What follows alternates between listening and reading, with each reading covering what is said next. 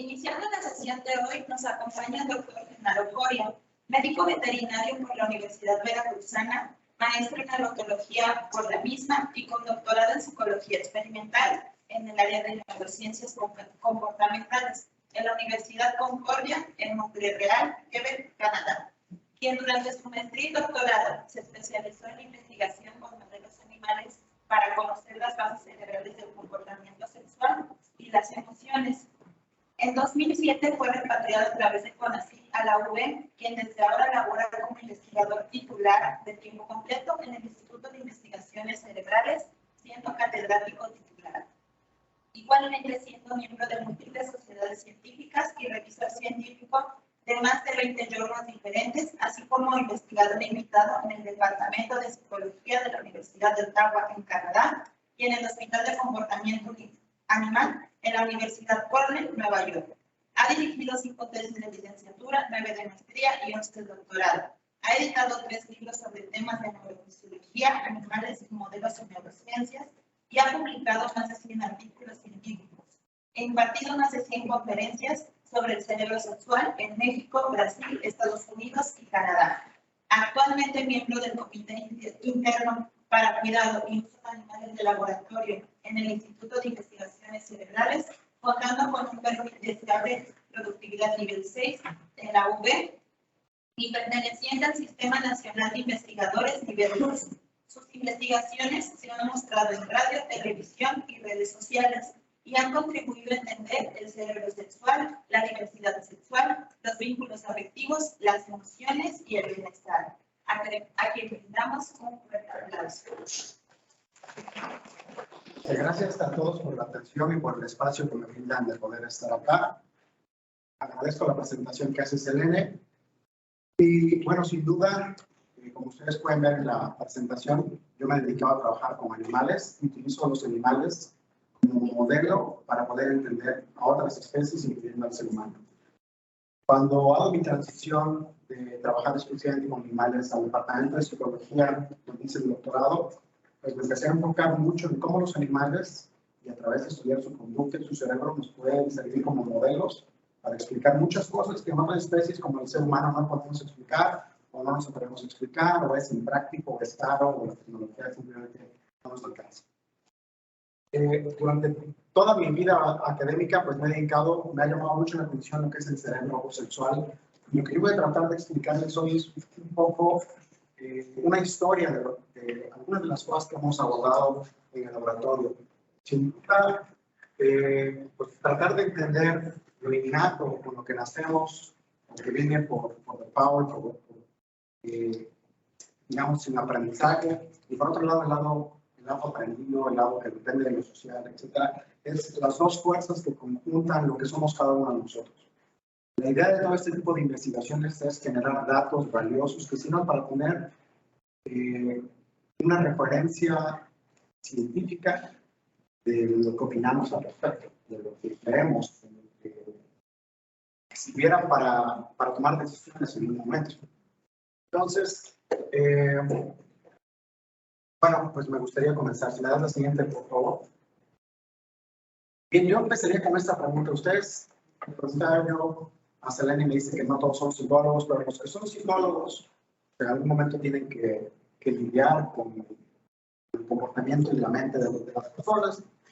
Y en muchas ocasiones lo que se trata de entender es el cerebro sexual. Algunos han criticado la idea de la existencia de un cerebro sexual, pero yo les diría lo siguiente. Me pasa la siguiente. Cuando hablamos del cerebro sexual, estamos hablando de todas esas estructuras cerebrales que están encargadas de darnos la capacidad de sentir atracción, de excitarnos, de sentir deseo sexual hacia alguien, identidad de género, vinculación afectiva, patrones motores, roles y orientación. Aquí tengo uno, gracias. Sí, gracias, perdón, gracias. Entonces, el cerebro sexual finalmente es algo bastante complejo, abarca todo. Y la pregunta que siempre nos hacemos es, ¿dónde está el cerebro sexual? Cuando vemos un cerebro. ¿Le das la siguiente, por favor? Bueno, el cerebro sexual abarca estructuras de la corteza, de abajo de la corteza, que llamamos subcortical, y también de la médula espinal. Es decir, hay partes del cerebro que se pueden diferenciar fácilmente y clasificar como parte del cerebro que tiene su función en algo de esto, que están en la parte más externa, en la corteza, hacia abajo, y la médula. Y lo que se va a tratar de esta historia es decir, esas partes, cuándo aparecen, cómo se organizan. Y para que nos vayamos dando una idea, si empieza pues, como algo biológico innato o como algo que se forma después con la socialización y el aprendizaje. La siguiente, por favor. Entonces, para darnos una idea, pues existe una gran controversia, todo el mundo opina en las redes sociales, en los amigos, en los periódicos, en internet, todo el mundo opina si lo que el cerebro sexual modula es algo con lo que nacemos o algo con lo que nos hacemos. Esa es la gran pregunta. Yo creo que no solamente para el cerebro sexual, para toda la conducta humana, esa es la pregunta. ¿Esta persona así nació o se hizo? Y empiezan un montón de hipótesis, bueno, el gen tal, la hormona tal, su familia tal, su mamá, y así para todo empezamos a construir ideas. El mensaje principal que yo les quiero transmitir hoy, y la evidencia, espero que hacia allá los lleve, es que cada ser humano, cada animal, cada mamífero, cada individuo que vemos en el ambiente, es el resultado de las dos cosas. Tenemos un montón de factores que llamamos naturaleza y un montón de factores que llamamos crianza o aspectos que le decimos de estas formas. Por ejemplo, a los que llamamos de naturaleza, a veces les dicen biológicos, genéticos, heredados, hormonales, innatos, de nacimiento, congénitos, naturales o esenciales. Podemos encontrar literatura que así los llama. Pero también lo que es verdad es que en los de crianza o nurture, a veces los llaman elegidos, ambientales, hormonales, aprendidos, adquiridos, socializados o socialmente construidos.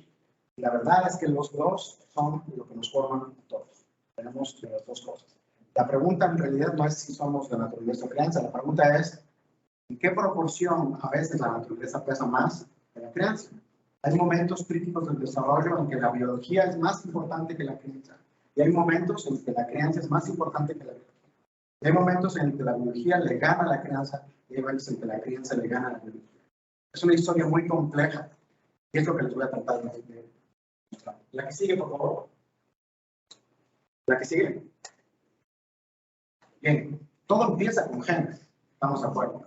El individuo se forma un embrión, tiene genes dependiendo de los cromosomas. Hay un gen en particular que se llama el gen SRI, un gen que está en el cromosoma Y de los machos. Cuando se activa, me da la siguiente, hace que el testículo, bueno, que la gónada, que no era diferenciada, se masculinice, se forma un testículo y ese testículo puede producir hormonas como la testosterona. Siguiente.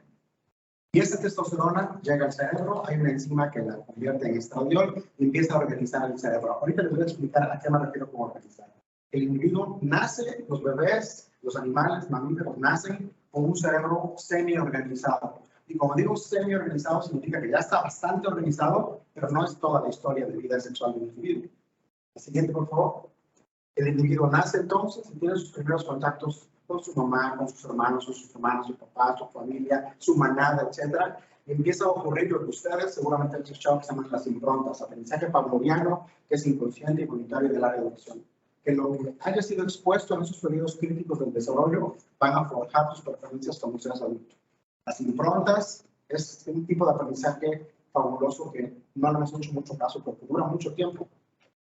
Cuando este individuo improntado, que ya venía siendo organizado, crece, tiene sus primeras experiencias. Y cuando me refiero a sus primeras experiencias, me refiero a juego, socialización, hablando de humanos, quizá el primer enamoramiento, quizá la primera relación sexual, quizá el primer algo que represente cambios a nivel cerebral que se asocien con recompensa. ¿A qué sigue? Y eso produce organización cerebral. Eso significa que un individuo prepuber ya tiene un montón de organización biológica y un montón de organización que depende de la crianza. La que sigue, por favor. Luego llega la pubertad, y la pubertad viene otra cascada hormonal y vuelve a organizar el cerebro. Sigue organizando. Y este punto al rato lo voy a hablar muy en particular porque es crítico en muchas cosas son importantes como la disforia de género. Con la pubertad, entonces viene la activación de unos neurocircuitos que estaban aquí ya formados. La que sigue, por favor. Y da experiencias, hace que los individuos hagan algo, que vuelve a crear experiencias y de cierta forma el individuo puberto, muy jovencito, ya tiene la formación de las dos cosas. Naturaleza y crianza en un mismo individuo. ¿La que sigue? Y normalmente estas dos cosas pues le dan sentido a estos 6 puntos que le decía: la atracción, excitación, deseo sexual, identidad de género, vinculación afectiva, patrones motores, roles y orientación. ¿Vale? La que sigue, por favor. La que sigue. La pregunta es, ¿qué pasaría o cómo podemos saber cuál pesa más? Bueno, de manera experimental podemos mover estas condiciones a periodos determinados. Podemos darles una explicación de si por sí solos tienen un peso suficiente para sobrepasar lo que ya se había organizado de manera prenatal y así dar saber si naturaleza o crianza es lo que tiene más peso en determinados momentos. Entonces, insisto, la historia que yo les voy a contar implica que las dos cosas son importantes, los factores biológicos, los factores ambientales, pero dependiendo del momento, cada uno tiene un efecto más o menos intenso. La siguiente, por favor. Y esta sería una pregunta interesante. ¿Pueden los mecanismos ambientales, o de crianza, o de aprendizaje, sociales, por ejemplo, a través del aprendizaje asociativo, en particular, les voy a hablar de un tipo de aprendizaje que es el pavloviano, que es con el que más he trabajado? Y la pregunta es si esto puede sobrepasar los mecanismos genéticos. Es decir, si todo lo que el cerebro sexual se ve organizado por biología, se puede modificar a través de la experiencia. La siguiente, por favor. Entonces, primera pregunta, ¿cuándo se organiza el cerebro? Ya les dije, antes de nacer ya se organizó mucho del cerebro. No todo, pero sí mucho. La siguiente. Entonces aquí, por ejemplo, vemos la parte de los genitales, la parte que vemos, que se ve desde las 8 o 10 semanas de gestación. Un imagenólogo como ultrasonido te puede decir si vas a tener un bebé varón o una bebé niña. Son los genitales, punto. Pero todos sabemos que esa producción de genitales depende de este gen que yo les hablé, de estas hormonas, y que a través de una enzima que es la dihidrotestosterona organiza genitales, y a través de otra conversión que son estrógenos organiza el cerebro. Cuando este bebé nace, llámale rata, llámale caballo, llámale perro, llámale humano, nace con un cerebro y con genitales ya bien definidos y el cerebro semi-organizado. Pero si tú te preguntaras, ¿y este individuo cuando crezca, qué más va a expresar de todo este potencial del cerebro sexual? La verdad es que no sabemos. Existen muchas otras cosas que no sabemos, como qué es lo que va a experimentar como erótico, su identidad de género o su vinculación. Son parte de polones, como lo ha llamado el Eusebio Rubio, son procesos complejos que forman la sexualidad humana. Bueno, entonces hasta este punto queda claro que genitales sí. La siguiente, por favor. Y esto, pues, ¿cuándo se formará? ¿Cuándo es que un individuo sabe hacia dónde se inclina su orientación, cómo se identifica o con quién se vincula? La siguiente, por favor. Hay muchos estudios en animales de laboratorio, sobre todo de los 60 empezaron, y les voy a explicar el más importante que revolucionó la historia de la neuroendocrinología del sexo. Es un trabajo por Phoenix y colaboradores que culminó llamándose la teoría organizacional activacional. Muy brevemente les explico. Aquí tenemos 4 grupos de animales, utilizó roedores. A este grupo de animales los castró, es decir, les removió los testículos en el día 1 de nacidos. Y aquí este circulito azul fuera representa los testículos. Cuando estos animales crecen, les inyectó una hormona que típicamente se llama una hormona femenina, que es los estrógenos. Y lo que encontraron es que esos machos inyectados con estrógenos se comportaban como hembras. Es decir, tenía un repertorio conductual de lordosis, que es una conducta típica de hembras, solo por haberlos gonadotropizado en el día 1 de nacimiento. El grupo control, que se quedó con sus testículos dentro, crece con sus testículos, le inyectan la misma hormona y su conducta es de macho. ¿Qué significa? Que la misma hormona tiene efectos diferentes dependiendo sobre qué cerebro esté el cual. Es un cerebro que creció sin la influencia de lo que producen los testículos, entonces la conducta es tipo hembra. Si es un cerebro que creció bajo el efecto de lo que producen los testículos, entonces la conducta es de macho. Los dos son machos, ¿verdad? En este caso. Son machos, son los dos. Sí, todo es de macho. Ahora, en el caso de las hembras, de este lado, hembras inyectadas con testosterona, que es la hormona que producen los testículos, cuando crecen se inyectan con una hormona típica masculina y tienen conducta masculina, montan a otras hembras. Si las hembras son inyectadas con un placebo, que es solamente aceite vegetal, cuando crecen se inyectan con testosterona y tienen conducta femenina. Otra vez, la misma hormona diferente conducta dependiendo de cuál es el sustrato en el que está actuando. Las hormonas no producen conducta, las hormonas producen un efecto en los circuitos que están. La siguiente, por favor. Ahora, esto lo que lleva, la moraleja es que en este año, este trabajo es del 59, ya se sabía que las hormonas perinatales, o sea, esas que empiezan a producirse ligeramente antes de nacer y un poquito después de nacer, y son las que hacen esto, pues organizaban el cerebro sexual. Antes de nacer, se organiza el cerebro sexual hasta cierto punto. La siguiente. Ahora, esta es una historia que no sé si ustedes están familiarizados con ella, pero tiene mucho que ver con lo que les acabo de contar. Bruce y Brian Ramey, unos gemelitos canadienses de Manitoba, de familia religiosa que van a quedar a la circuncisión cuando tenían escasos meses de edad. A la hora de hacer la circuncisión, el electropauterizador falla y a uno de ellos, que es a Bruce, le quema el pene y se lo achicharra prácticamente. La familia, los padres van con el experto mundial, que en ese entonces era John Money, un experto en sexología de ese entonces, muy afecto al conductismo radical de ese entonces, y les dice, no se preocupen, el conductismo dice que le podemos decir a Bruce que ya no va a ser Bruce, ahora va a ser Brenda, ahora simplemente críenlo como si fuera niña. La que sigue, por favor. Durante muchos años fueron anualmente a terapia de revisión con John Money, y lo que se dieron cuenta es que, así es como lo reportan ellos, Brenda era ligeramente tomboy, la traducción sería como algo así, ¿no? Masculina, macho. Jugaba muy rudo y era muy rebelde, decía. Cuando llega más o menos a los 14 años, John Money dice, bueno, ahora Brenda tiene que desarrollar características sexuales secundarias, entonces vamos a darle hormonas estrógenos, pues para que desarrolle caderas. Le dan las hormonas, la siguiente, por favor, y se dan cuenta que ahora ella tiene atracción sexual, deseo sexual por las mujeres. Entonces dicen, bueno, Brenda es lesbiana, es la explicación. Pero cuando tú ves y analizas la explicación anterior del efecto de las hormonas, dices, no, espérate, es que los estrógenos que le estaban inyectando estaban actuando sobre un cerebro que se organizó masculino. La siguiente, por favor. Entonces, Brenda se entera de toda la verdad, decide revertir, tomar ahora terapia de andrógenos, se casa, vive ahora otra vez otra vida como David Raymer, termina suicidándose a los 39 años por problemas de depresión.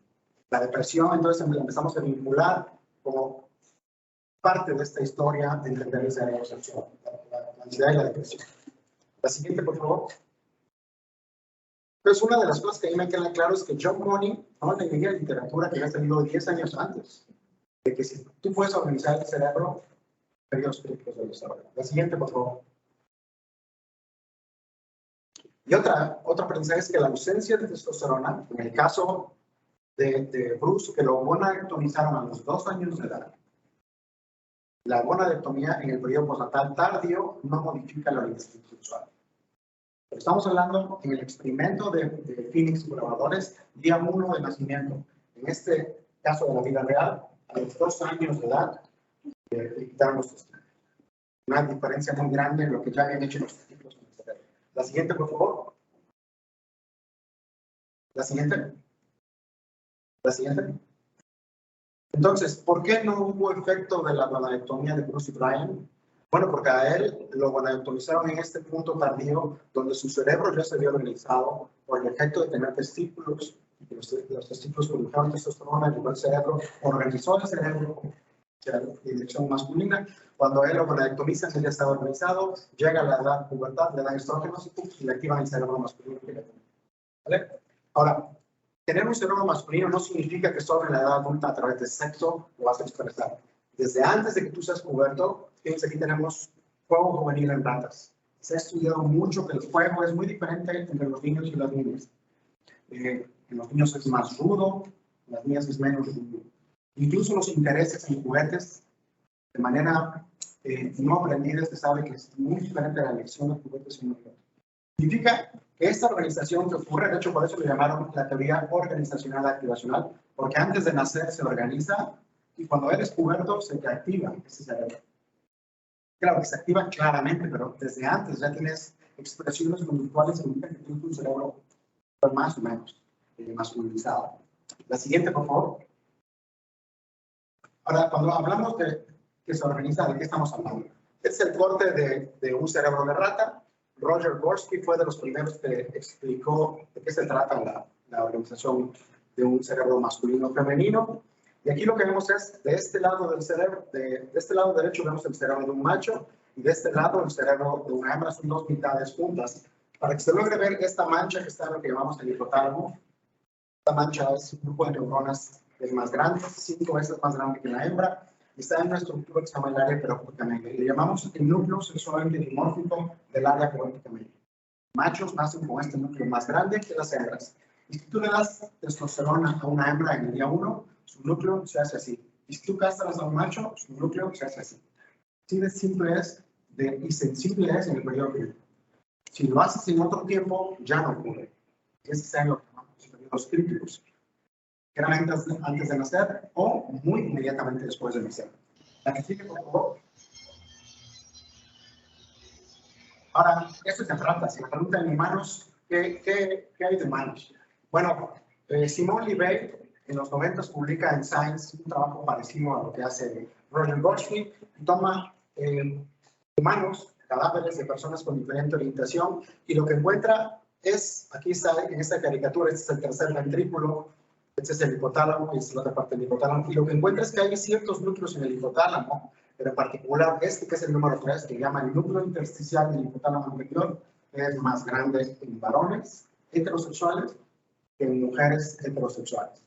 Y lo que encuentra es que en hombres homosexuales, este núcleo simplemente es de menor tamaño, más cercano al tamaño de la mujer. Pues esta fue una de las primeras observaciones en humanos que decían, bueno, ciertamente entonces el cerebro sexual, al menos en la parte que corresponde al hipotálamo, también corresponde en lógica a la teoría que se sabe desde los 60, que bajo ciertas influencias de hormonas se puede organizar, masculinizar o no masculinizar. Pero la pregunta es, ¿a poco todo el cerebro sexual lo podríamos explicar en un núcleo tan chiquito como el intersticial del hipotálamo anterior? Se trata de hacer fotografías de ese núcleo, donde se ve más grande en los varones heterosexuales que en las mujeres heterosexuales. La idea es que esta es una parte de la historia del cerebro sexual, pero no es toda la historia. La siguiente, por favor. Otros investigadores como Savik y colaboradores tratan de utilizar otro tipo de tecnología. En este tipo de tomografías por emisión de positrones, lo que tratan de ver es qué partes del cerebro se activan cuando las personas, los humanos, son expuestos a una sustancia que es, en teoría, funciona porque así se ha utilizado como una feromona masculina o una feromona femenina. Es decir, una feromona como un olor que de manera natural, sin tener que aprender, activaría el cerebro sexual de un varón, o la feromona femenina, en ese caso, perdón, o la feromona masculina que activaría más el cerebro femenino. Y aquí lo que tenemos es mujeres heterosexuales, hombres homosexuales y hombres heterosexuales. Cuando las mujeres heterosexuales son expuestas a la feromona masculina, se activa exactamente esa parte del hipotálamo anterior, área peróptica media, donde están estos núcleos sexualmente dimórficos.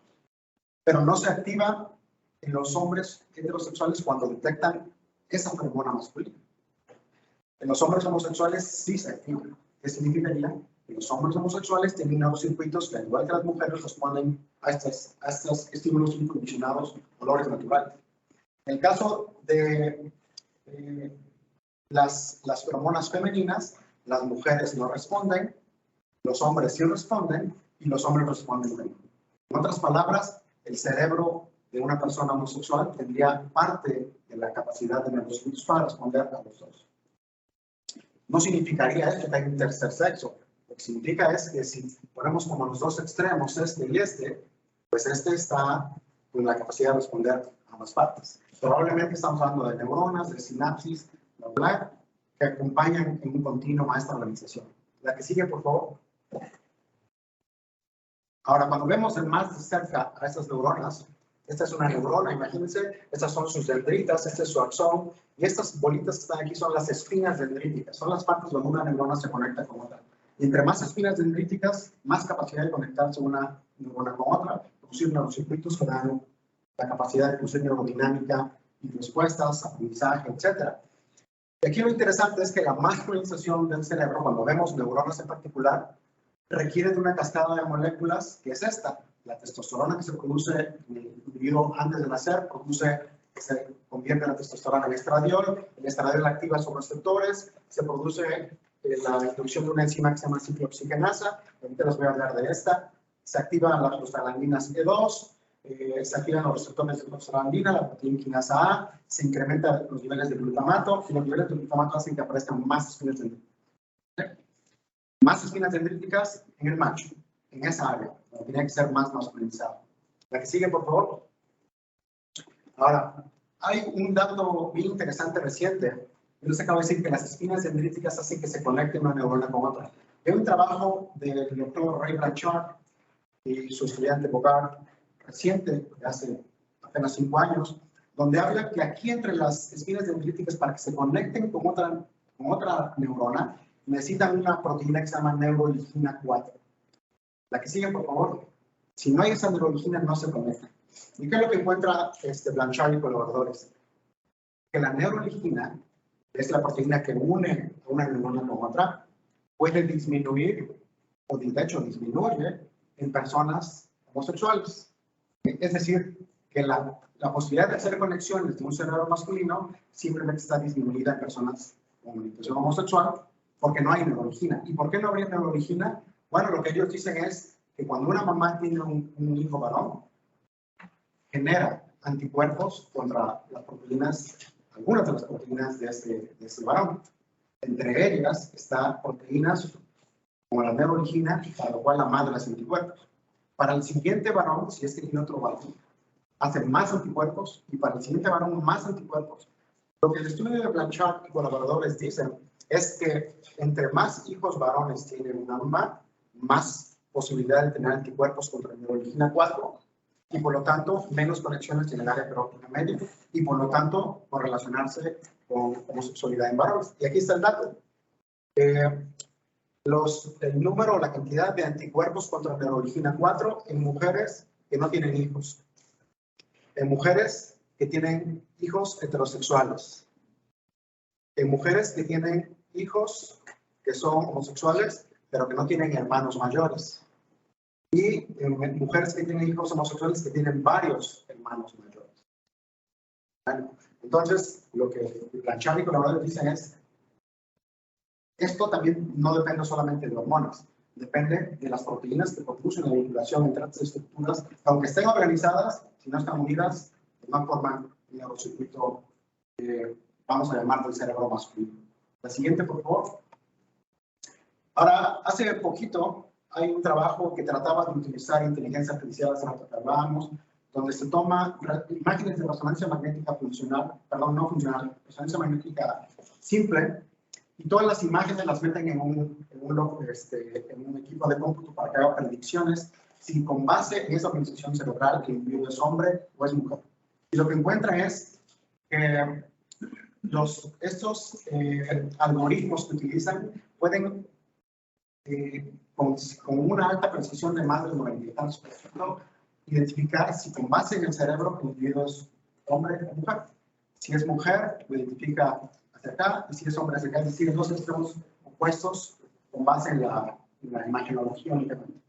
Pero cuando se ponen cerebros de personas trans, mujeres trans en particular, es decir, individuos que eran hombres y que hacen la transición en mujeres, entonces el algoritmo ya no es capaz de identificar si se trata de un hombre y una mujer. ¿Qué significa esto? Bueno, que el cerebro de una mujer trans, en este caso, que es el dato que muestran aquí, tiene características tanto de hombre como de mujer. Por lo tanto, no es fácil identificar a través de estos algoritmos si se comporta como estructuras masculinas o femeninas. Y esto, por supuesto, vamos a decir lo siguiente, me das la siguiente, por favor. Que una mujer trans no tiene cerebro de mujer, pero tampoco tiene cerebro de hombre. Y que hay un efecto muy claro de las hormonas prenatales organizando esto. Pero lo que también encontraron es que cuando las mujeres trans hacían su transición tomando hormonas femeninas, entonces esta diferencia se hacía mucho más borrosa. ¿Qué significa? Que hay una organización prenatal que hace que las personas trans tengan un cerebro que no está claramente definido ni como hombre ni como mujer. pero que al tomar hormonas esta diferencia es mucho más difícil de entender. La siguiente, por favor. La siguiente. Entonces yo les decía que esta es la cascada normal de masculinización que se ha explorado y hay una parte de la es la ciclooxigenasa.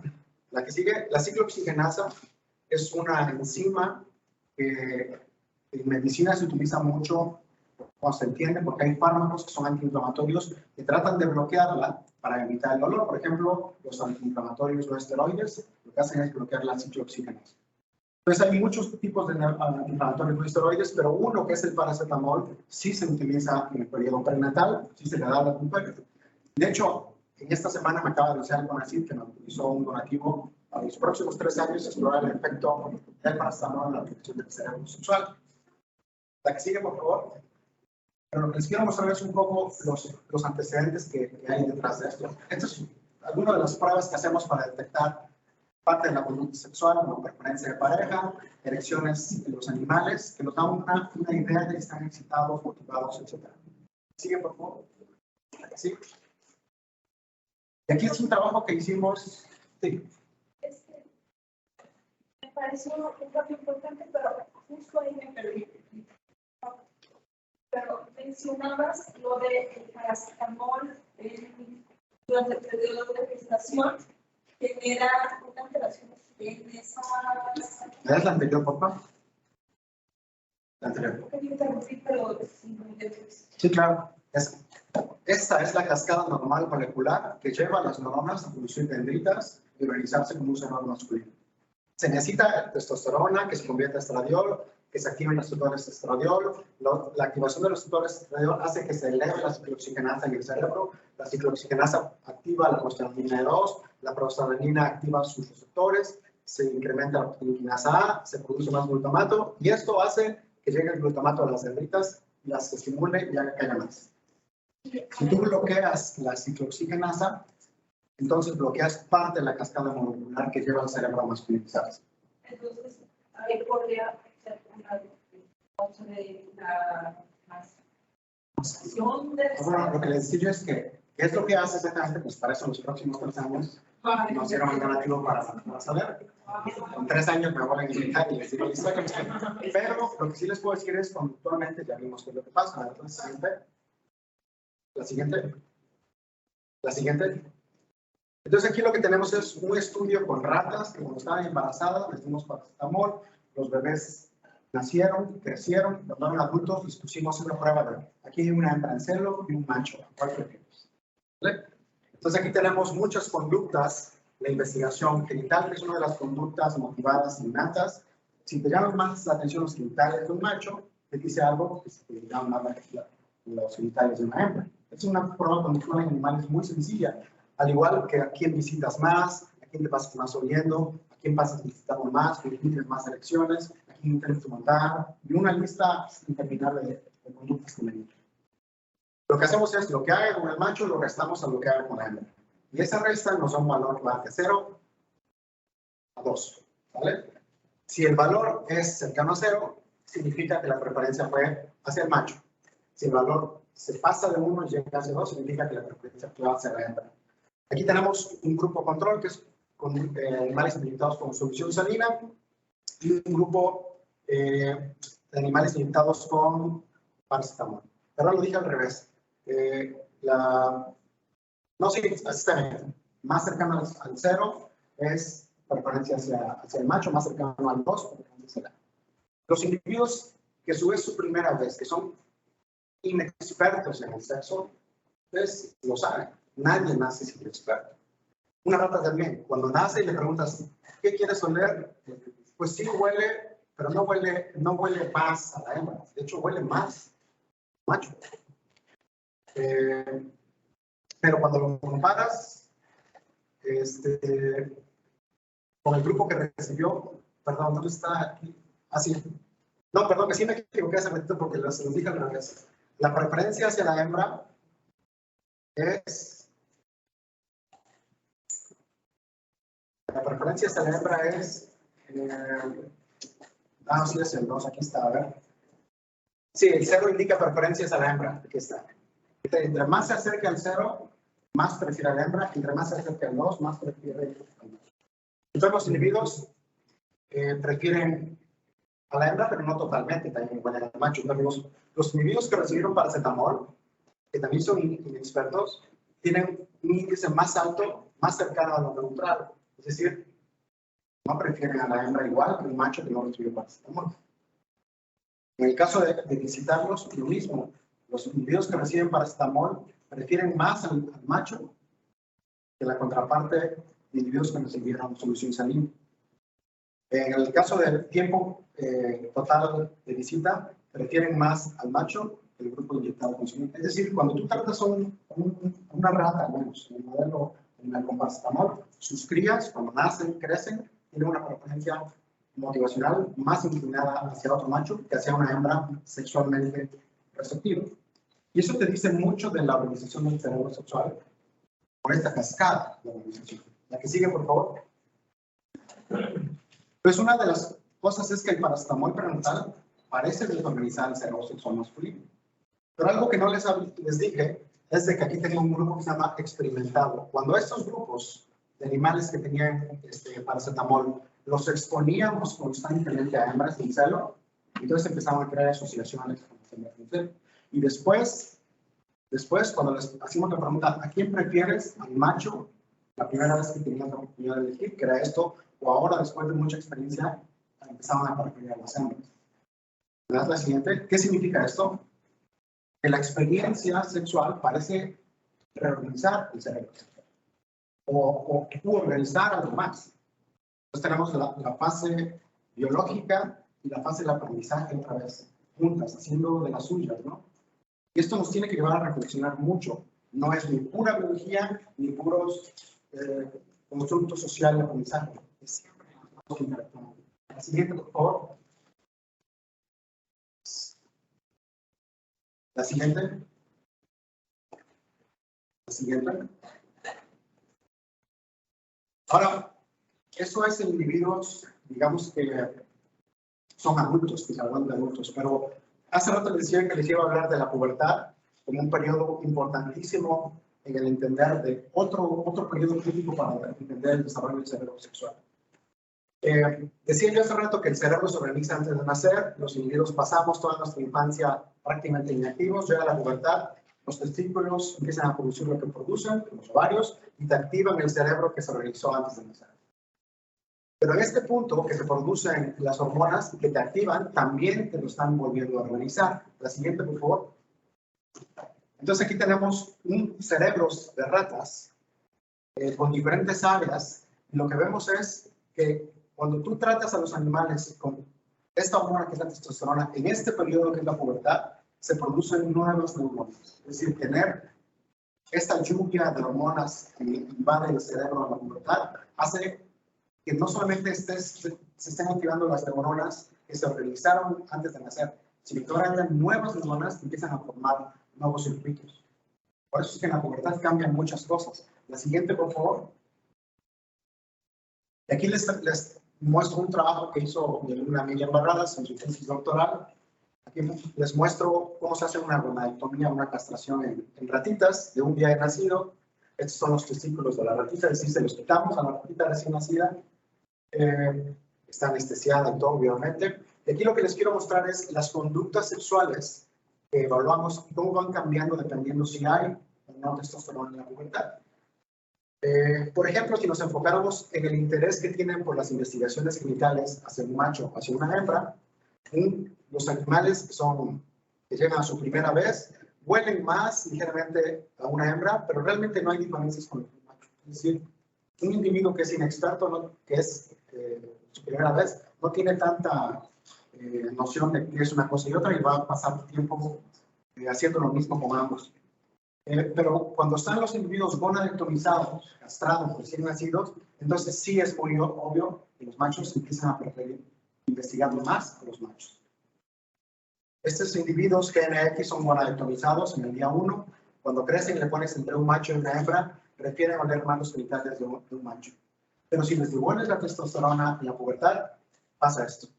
Ahora se empiezan a interesar por la hembra y no por el macho. El cerebro, bajo efectos de sin la testosterona organizado de una forma, y luego con la hormona en la pubertad se vuelven a generar neuronas y empiezas a generar la conducta opuesta. Lo mismo para las investigaciones sumativas y para el caso de las visitas. La siguiente, por favor.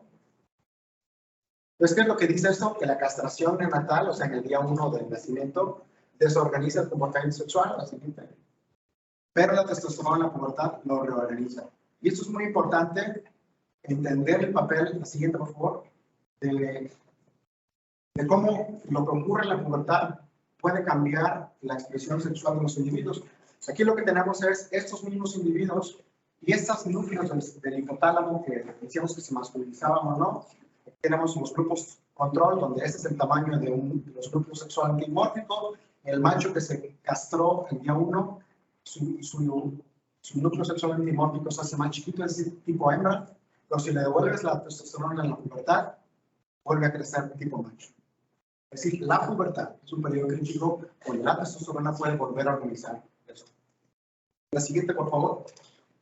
Y esto nos lleva a este tipo de evidencia de que la pubertad es un periodo importante de transición, tiene implicaciones importantes para entender lo que existe muchísimo en la actualidad, que es la disforia de género y el efecto de la organización en la pubertad. La siguiente, por favor.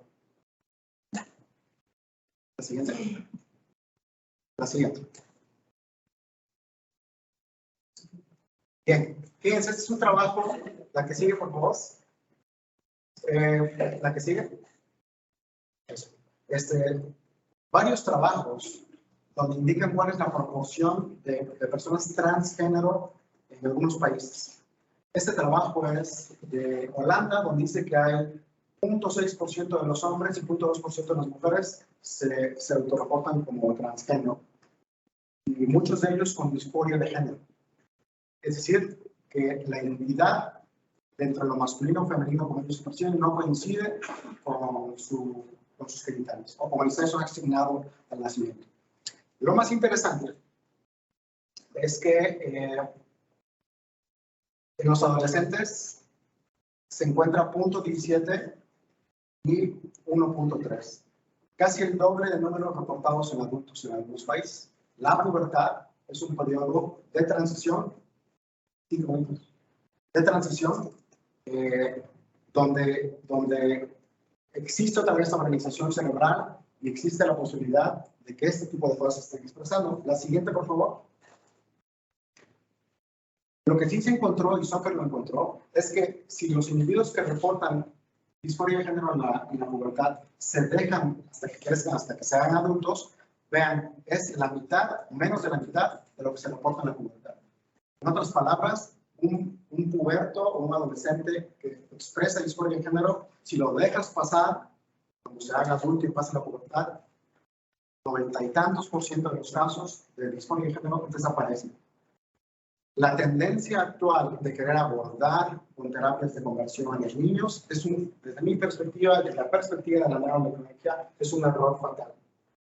Se tiene que dejar que el cerebro haga sus periodos de transición. Tienen que ocurrir. Y entonces es en los adultos, en los que su cerebro ya se estabilizó, en los que este tipo de terapias pudieran ser funcionales, pero no en niños. Hace poquito leí una noticia de que en algunos estados de Estados Unidos ya el Estado le prohíbe a los padres evitar que su niño de 8 años haga transición si decide ser de otro género. Basado en esta evidencia es un total error ese tipo de cosas. Por eso le decía que este tipo de evidencia sirve para generar datos que te ayuden a crear una opinión válida científica y no basada en otro tipo de motivaciones, ¿no? La que sigue, por favor. La que sigue, es que me quedan 5 minutos. La que sigue, la que sigue. Bien, yo sería solo para terminar esto. Ya vimos que el cerebro entonces se organiza en el periodo neonatal. En la pubertad es otro periodo de organización. Pero yo les decía, siempre somos el resultado de las dos formas. La pregunta es esta: ¿pueden los mecanismos ambientales, en particular el aprendizaje sociocultural pavloviano, sobrepasar los mecanismos genéticos? ¿Podemos modular esto? ¿Se puede? ¿O es como yo lo decía, solamente por la organización? El objetivo de hacer este tipo de estudios es para entender cómo funcionan los mecanismos cerebrales, para que hablemos de datos que existen y no existen. Esa es la idea, no para otra cosa. Sigue, por favor. Bueno, y es que este es un dato interesante. Este año, Michael Bailey publica lo que es el Rapid Onset Gender Dysphoria. La expresión de disforia de género ha incrementado 1000% en los últimos 2 años. Perdón, ¿qué es la disforia de género? La disforia de género es la incomodidad, malestar causado por no identificarte como masculino, cuando tus genitales son masculinos, sino al revés. Entonces, normalmente la disforia de género lleva a las personas a sentirse incómodos, mal, experimentar pues incomodidad, malestar, depresión, ansiedad, etc., con el sexo asignado al nacer. Entonces, normalmente hacen una transición al sexo que ellos prefieren. Lo curioso es que hay datos de estos sexólogos que dicen que posiblemente parte de lo que implica la disforia de género también sea consecuencia, ellos le llaman consecuencia de copiar a otros, y que no necesariamente tenga que ver con orientación prenatal. Lo que encuentra es que las niñas que están aquí en color azulito empiezan a expresar disforia de género antes que los niños que están aquí en color rojo. Es una tendencia. Hay muchas celebridades, internet, youtubers, ¿cómo llaman? Influencers que pueden estar influenciando, de acuerdo a Michael Bailey, pues esa idea de que hacer transiciones es cool, es padre, es lo nuevo. Y si tú eres heterosexual, o si tienes claro cuál es tu género, es motivo de vergüenza.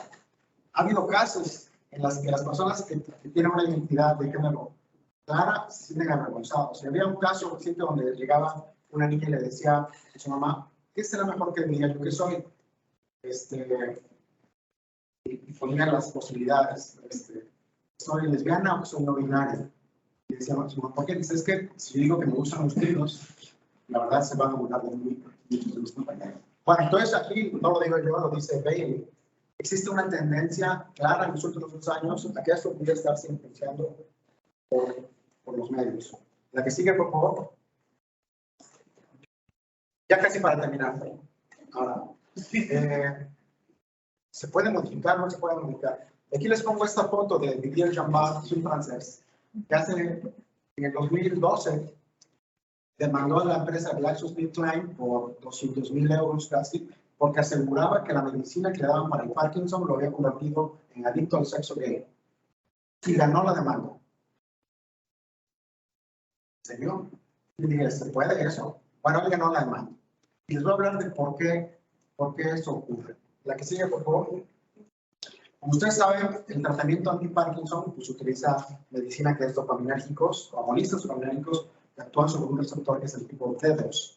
Entonces, nosotros hicimos un estudio en el laboratorio, tratamos de utilizar los agonistas D2 con el condicionamiento pavloviano, un poco para que recuerden que un estímulo incondicionado es que no se aprende, que te genera una respuesta que no tienes que aprender, la que sigue. Pero si tú asocias un estímulo neutral con el estímulo incondicionado, la que sigue, entonces este estímulo eventualmente puede evolucionar.